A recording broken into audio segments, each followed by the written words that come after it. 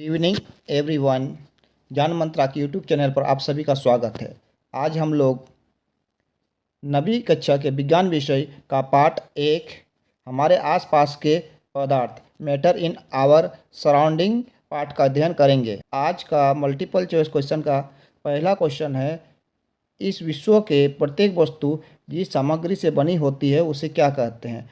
पदार्थ कहते हैं, ठोस कहते हैं, द्रव कहते हैं, गैस कहते हैं। इसका सही उत्तर होगा, इस विश्व के प्रत्येक वस्तु जिस सामग्री से बनी होती है उसे कहते हैं पदार्थ। क्या कहते हैं? पदार्थ कहते हैं।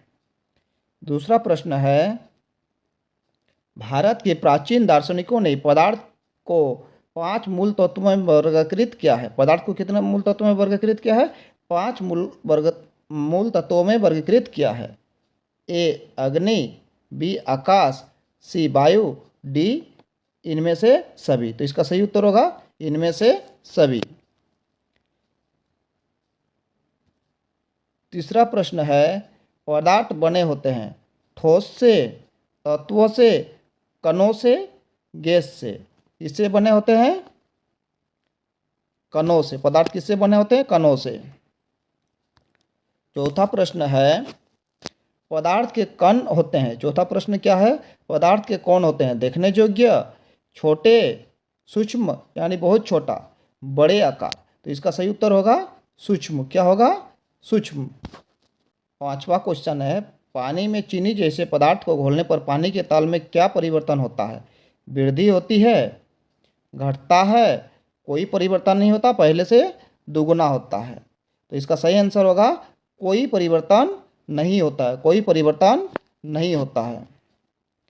छठा प्रश्न है, निम्नलिखित में कौन से पदार्थ नहीं है? कौन से पदार्थ नहीं है? जल, ईर्षा, गंध, इत्र की सुगंध। तो इसका सही आंसर होगा ईर्षा। ईर्षा कोई पदार्थ नहीं है।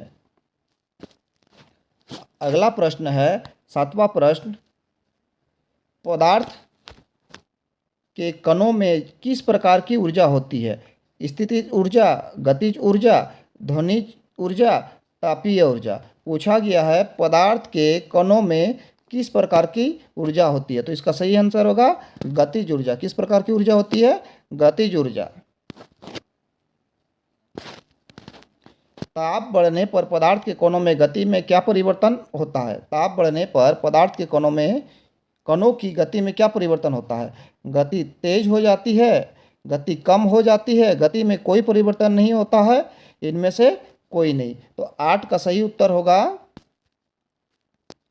गति तेज हो जाती है। सही उत्तर क्या होगा? गति तेज हो जाती है। 9वां प्रश्न है, पदार्थों के कणों का स्वतः मिलना क्या कहलाता है? पदार्थों के कणों का स्वतः मिलना क्या कहलाता है? विसरण, परासरण, संवहन, चालन। सही उत्तर होगा विसरण। क्या कहलाता है? विसरण कहलाता है। आज का 10वां प्रश्न है, पानी में नमक जैसे पदार्थ घोलने पर पानी के स्तर में कोई परिवर्तन नहीं होता है। इससे पदार्थ के किस गुण का पता चलता है? पदार्थ के कण बहुत छोटे छोटे होते हैं, पदार्थ के कण गतिशील होते हैं, पदार्थ के कणों के मध्य रिक्त स्थान होता है, पदार्थ के कण एक दूसरे को आकर्षित करते हैं। तो इसका सही आंसर होगा ऑप्शन सी, पदार्थ के कणों के मध्य रिक्त स्थान होती है। कैसे स्थान होती है? रिक्त स्थान होती है। आज का 11 नंबर का प्रश्न है, निम्नों में से कौन पदार्थ है? ए स्नेह, बी घृणा, सी विचार, डी घड़ी। क्या पूछा गया है? कौन से पदार्थ है? तो इसका सही उत्तर होगा डी। सही उत्तर होगा डी घड़ी। आज का 12वां प्रश्न है, ठोस के कणों के बीच आकर्षण बल होता है। ठोस के कणों के बीच आकर्षण बल होता है कम, अधिक, नहीं होता, इनमें से कोई नहीं। तो इसका सही उत्तर होगा बी, ठोस के कणों के बीच आकर्षण बल क्या होता है? अधिक होता है। आज का 13वां प्रश्न है, बाह्य बल लगाने पर ठोस की आकृति में क्या परिवर्तन होता है? ए आकृति बदल जाती है, बी आकृति नहीं बदलती है, सी आकृति बढ़ जाती है, डी इनमें से कोई नहीं। क्या पूछा गया है? बाह्य बल लगाने पर ठोस की आकृति में क्या परिवर्तन होता है? तो इसका सही आंसर होगा बी, आकृति नहीं बदलती है, आकृति नहीं बदलती है। 14वां प्रश्न है, द्रवों का आकार और आयतन निश्चित होता है, आकार अनिश्चित होता है, आयतन निश्चित होता है। आकार और आयतन अनिश्चित होता है, इनमें से कोई नहीं। तो हम सभी जानते हैं द्रवों का आकार अनिश्चित होता है। क्या होता है? अनिश्चित होता है और आयतन निश्चित होता है, इसलिए इसका सही उत्तर होगा बी, ऑप्शन बी। इसका सही उत्तर होगा ऑप्शन बी, आकार अनिश्चित होता है, आयतन निश्चित होता है। आज का 15वां प्रश्न है, गैसीय अवस्था में कणों की गति कैसे होती है? गैसीय अवस्था में कणों की गति कैसे होती है? नियमित होती है, अनियमित होती है, नियमित और तीव्र होती है, अनियमित और तीव्र होती है। तो इसका सही उत्तर होगा अनियमित और तीव्र होती है। कैसी होती है? अनियमित और तीव्र होती है। 16वां प्रश्न है, द्रवों में किसका विसरण संभव है? द्रवों में किसका विसरण संभव है? ठोस का, द्रव का, गैस का, तीनों का। तो इसका सही उत्तर है तीनों का, ठोस का भी, द्रव का भी, गैस का भी। इसलिए इसका सही आंसर होगा डी, सही आंसर होगा डी।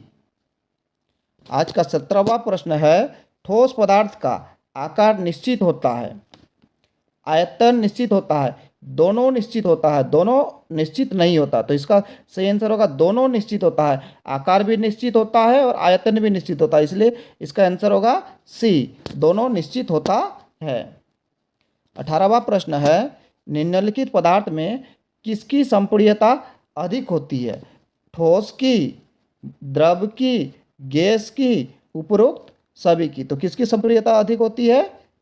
गैस की संपीड्यता अधिक होती है। 19वां प्रश्न है, निम्नलिखित में से किन पदार्थ के कणों के मध्य रिक्त स्थान सबसे अधिक होती है? किस कणों का पदार्थ के मध्य, किन पदार्थ के कणों के मध्य रिक्त स्थान अधिक होता है? ए ठोस, बी द्रव, सी गैस, डी उपरोक्त सभी। तो इसका सही आंसर होगा गैस, गैस के पदार्थ के कोनों के मध्य रिक्त स्थान अधिक होती है। 20वां प्रश्न है, वाहनों में ईंधन के रूप में किस गैस का उपयोग किया जाता है? सीएनजी का, एलपीजी का, जल गैस का, नाइट्रोजन गैस का। तो हम सभी जानते हैं इसका सही उत्तर क्या होगा? सीएनजी। क्या होगा इसका सही आंसर? सीएनजी। 20वां प्रश्न है, गैस के कणों के बीच आकर्षण बल द्रव के कणों की अपेक्षा होती है, अधिक होती है, कम होती है, बराबर होती है, इनमें से कोई नहीं। इसका सही उत्तर होगा कम होती है। क्या होती है? कम होती है। गया है, स्विमिंग पूल में गोताखोर पानी काट पाता है क्योंकि पानी के कणों के बीच रिक्त स्थान होता है, पानी के कण गति करते हैं, पानी के कण एक दूसरे से जुड़े होते हैं, पानी की संपीड्यता अधिक होती है। इसका सही उत्तर होगा ए, पानी के कणों के बीच रिक्त स्थान होती है, इसलिए गोताखोर पानी काट पाता है। आज का 23वां प्रश्न है, तापमान का अंतर्राष्ट्रीय मात्रक क्या है? तापमान का अंतर्राष्ट्रीय मात्रक क्या है? डिग्री सेंटीग्रेड, फ़ारेनहाइट, केल्विन, इनमें से कोई नहीं। तो इसका सही उत्तर होगा केल्विन। इसका 24वां प्रश्न है, किस तत्व के द्रव्यमान प्रति इकाई आयतन को कहते हैं? घनत्व को, द्रव्यमान को, आयतन को, क्षेत्रफल को। इसका सही उत्तर होगा घनत्व को। आज का 25वां प्रश्न है, बर्तन की दीवार पर गैस के कणों द्वारा इकाई क्षेत्रफल पर पड़ने वाले बल के कारण गैस में बनता है दबाव, गतिज ऊर्जा, स्थितिज ऊर्जा, आकर्षण बल। तो इसका सही उत्तर होगा दबाव। बर्तन की दीवार पर गैस के कणों द्वारा इकाई क्षेत्रफल पड़ने वाले बल के कारण गैस में बनता है दबाव। क्या बनता है? दबाव बनता है। आज का 26वां प्रश्न है, जिस तापमान पर ठोस पिघल कर द्रव बन जाता है उस ठोस का कहलाता है। जिस तापमान पर ठोस पिघल कर द्रव बन जाता है वह उस ठोस का क्या कहलाता है? क्वथनांक कहलाता है, गलनांक कहलाता है, गुप्त उष्मा कहलाता है, वाष्पीकरण कहलाता है। तो इसका सही उत्तर होगा गलनांक कहलाता है। क्या कहलाता है? गलनांक कहलाता है। 27वां प्रश्न है, ठोस में तापमान बढ़ाने पर उसकी गतिज ऊर्जा घट जाती है, बढ़ जाती है, कोई परिवर्तन नहीं होता, इनमें से कोई नहीं। तो क्या होती है, बढ़ जाती है। 28वां प्रश्न है, किसी ठोस के गलने की प्रक्रिया में तापमान सदा रहता है, समान रहता है, असमान रहता है, बढ़ जाता है, घट जाता है? तो क्या रहता है, समान रहता है।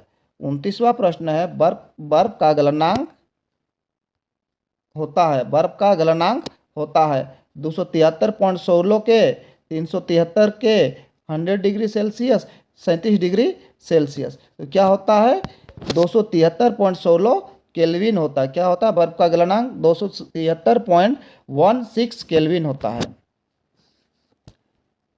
अगला प्रश्न है 30वां प्रश्न, आज का अंतिम प्रश्न, ठोस कार्बन डाइऑक्साइड कहलाता है। ठोस कार्बन डाइऑक्साइड क्या कहलाता है, सूक्ष्म बर्फ, लाफिंग गैस, मार्स गैस, इनमें से कोई नहीं। तो इसका सही उत्तर होगा सूक्ष्म बर्फ। क्या कहलाता है, सूक्ष्म बर्फ कहलाता है। यदि आप सबों को यह कंटेंट पसंद आ रहा तो कृपया कंटेंट को लाइक कीजिए, कमेंट कीजिए और ज्ञान मंत्रा यूट्यूब चैनल को आप सब सब्सक्राइब कीजिए। धन्यवाद। आज के लिए इतना ही। जय हिंद।